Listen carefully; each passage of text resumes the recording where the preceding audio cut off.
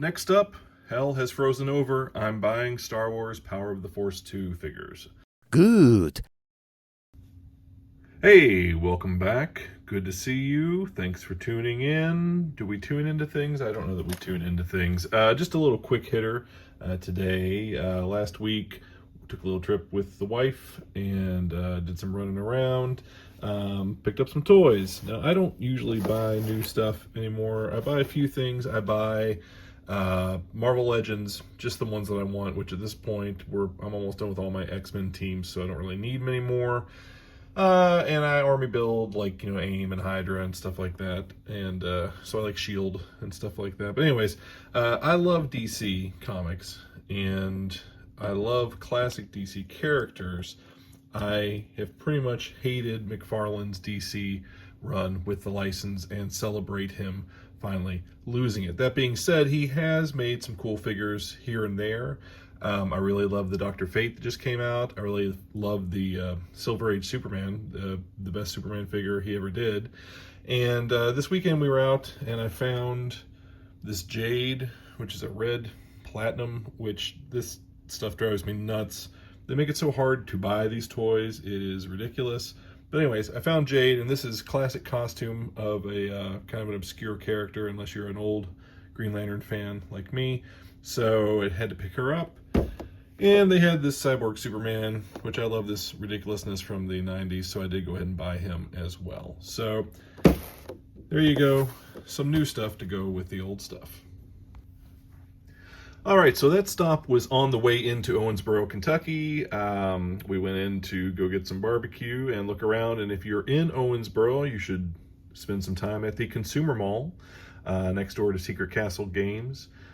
Check them both out while you're there. But the Consumer Mall, there used to be a big warehouse, Peddlers Mall type setup for toys. And when that went out of business or it closed, I always wondered where that stuff went. And a lot of it went over to this Consumer Mall. So it's like a Peddler's Mall. It is a Peddler's Mall, but with cooler stuff. So I did pick up some cheap DC figures. These are not exactly vintage, but they're not brand new either. And these sort of represent what I loved about collecting DC in the early 2000s. It was a really kind of a golden age because you had DC Direct doing character and title specific, artist specific figures, and you also had Mattel doing so many characters with their DC Universe Classics line and Justice League Unlimited and Infinite Heroes. It was a great time for DC. So anyways, I'll pick these up when I find them cheap. This is Isis from 52. The 52 comic is one of my favorite DC series of all time. It's a great read if you really love the more obscure and amusing parts of the DC universe. But this is a really beautifully sculpted figure. I'm not sure if they credit the sculptor on here. I don't know if it's Tim Bruckner or who it is. And I'm not going to make you wait while I read the back of the box. But anyways, this one was kind of expensive for a while. It looks like prices are back down to $30 or so. But anyways, I got her for, I think, $15. So again, the sculpts on DC Direct were so nice. They were pretty bland as far as articulation goes. Just knees, elbows, head, But again, really cool sculpts. And also had to pick up this Donna Troy, or Wonder Girl, Infinite Crisis figure, because she's a beauty. Love that. And they did two versions of Donna. Yeah, there's her sparkly star suit. But this is a great wave as well. Love the Infinite Crisis figures. And also a great read. If you like the omnibuses, definitely check out the DC Infinite Crisis omnibus. It has all of the tie-ins, and it's a really fun read. And this is from the Mattel DC Universe Classics. This is Mary Marvel in her white outfit. And again, I think this was like $15, which is about what they run you. That's a pretty easy one to find. But anyways, some DC Comics cheap goodness for you. All right, now we're back with some Ninja Turtle goodness. So for most of you who are toy fans, this is not news to you, but to the handful of people watching who don't really follow this stuff, and this would probably be my friends who watch this because they're nice to me. Hey guys. Soft head turtles versus hard head turtles. So the first wave of figures came out on these cards with 10 figures on the back, 10 back cards, and you had characters, their heads were made with soft plastic hollow, right? And the thing is, not all soft heads are created equally. We got some decent squish there on Raphael, but on Leo, No, wait, I picked up the wrong one, didn't I? No, this is the right one. He doesn't, that's how easy it is to mistake them. So his does not really squish at all. Really what you're looking for is a seamless head versus a seamed head, all right? So right there you can see there's no seam on his head. There is a seam right there.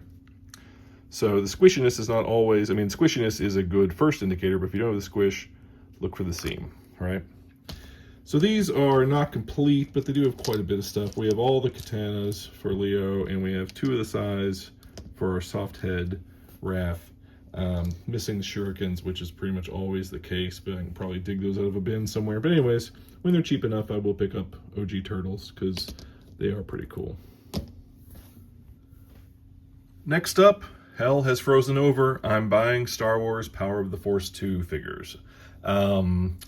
It's amazing to me, but there suddenly seems to be a swell of interest in some of the variants. I mean, there's always been some interest in the variants on these figures, but they made so many of these toys, and they have littered, you know, closeout bins for a couple decades now. So the fact that some of these are picking up heat again is pretty amusing to me. So I did go ahead and pick up, we have a Luke X-Wing long tray short saber, also known as a transition tray. This is the original wave of figures. The lightsabers were like as big as the figures. They were absurd.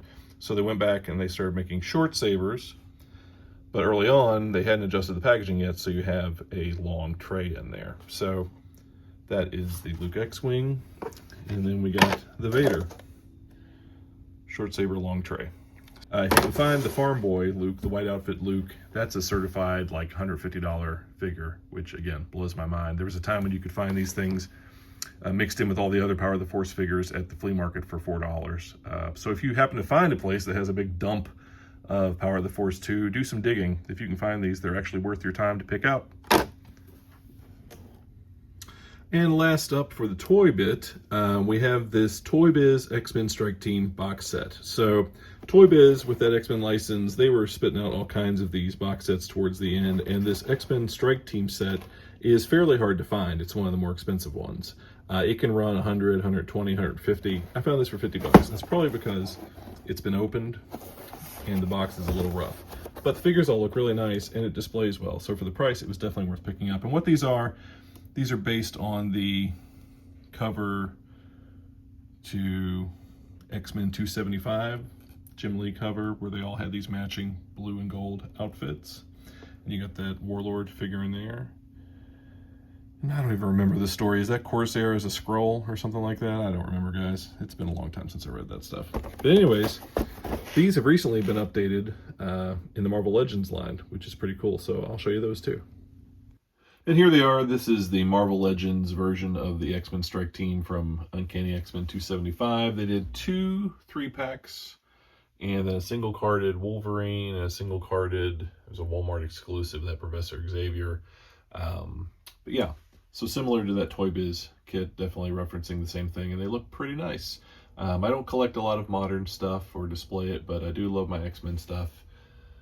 And we've got the Freedom Force, and of course, the greatest X-Men era, the Outback era, and Excalibur, and then some classic X-Men down here that I'm still filling out. Anyways, yeah, pretty cool. Okay, that's it for toys. So now on to comics. So as you may know, I'm a collector of collected editions for comics. I have been for pretty much the entire time I've collected comics, so 30 plus years. And so I stopped by, on the way to the consumer mall, we stopped by the Second and Charles, which sometimes you can find good prices on stuff. Anyways, I found this Two-Face celebration of 75 years. DC has done these collections for several of their characters as they reach these milestones, 75, 80 years, 50 years, whatever it is. And there's a bunch of them, and a lot of them are easy to find. They clearanced a lot of them in Ollie's. You can still even find some of them at Hamilton Books and other closeout places. But this one went out of print fairly quickly, and here I got it for $18, and it tends to sell for like 30 plus. So went and picked that one up from my shelf, and also found this Fantastic Four Volume 3 omnibus. Still has the big lettering on the side. This is before they went back with the new editions and made small lettering. But anyways, Found it for, yeah, 60 bucks. This one is out of print now, and there were a lot of these, so I don't expect prices to go sky high, but it has crept up to like the $80, $90 range. So since I didn't currently have one, 60 seemed right. Now I do like usually the direct market covers, which would have like the original comic art, Jack Kirby or whatever. This one is like an Alex Ross cover. I don't love the Alex Ross covers. They're fine. But since it's going to go on a shelf facing this way, it honestly doesn't matter that much what's on the cover. So anyways, that was a good pickup too. Ooh. And since I find myself buying comic books again, which is something I didn't plan on doing, but you know, once the bug hits, it's hard to quit. At the Consumer Mall, they have tons of comics with, you know, cheap bins to go through. So I did find a few things. Got these 2 copies of Super Friends #9. Consider, depending on which guide you're looking at, who you're talking to, first appearance of Ice Maiden, who went on to be, you know, or Ice, went on to be in Justice League International. I don't know if that's truly the first appearance, but for $3 I picked them up.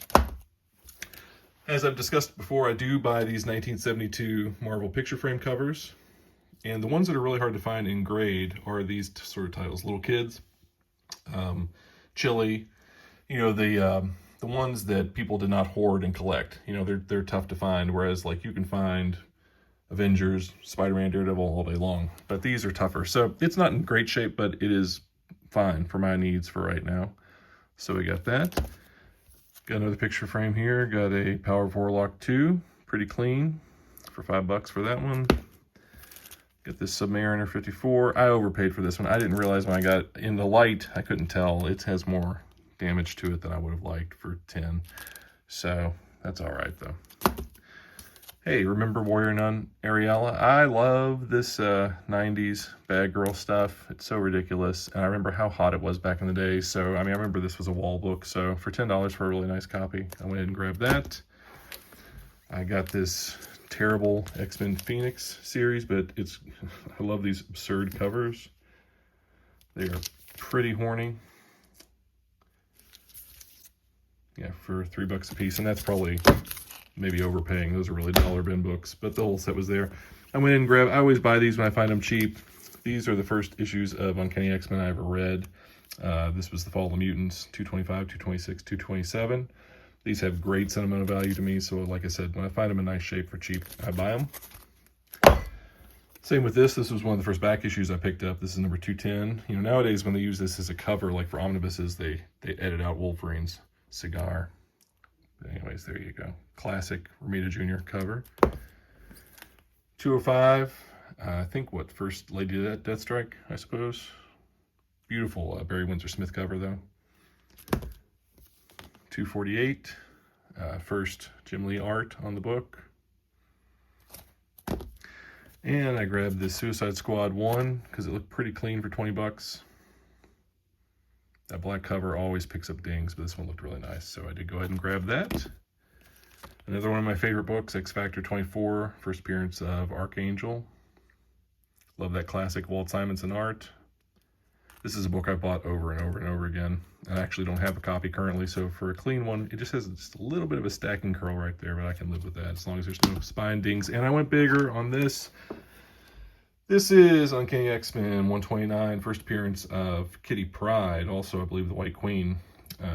This one frankly should be hotter than it is, and it's already pretty hot. It's, you know, the market is down from what it was a few years ago, but this one deserves more love than it gets because those are 2 huge characters for the title. But this was a pretty clean newsstand copy for $100, and that can easily be a $150, $200 book in this kind of shape, which I would put it right around very fine. So anyways, nice copy.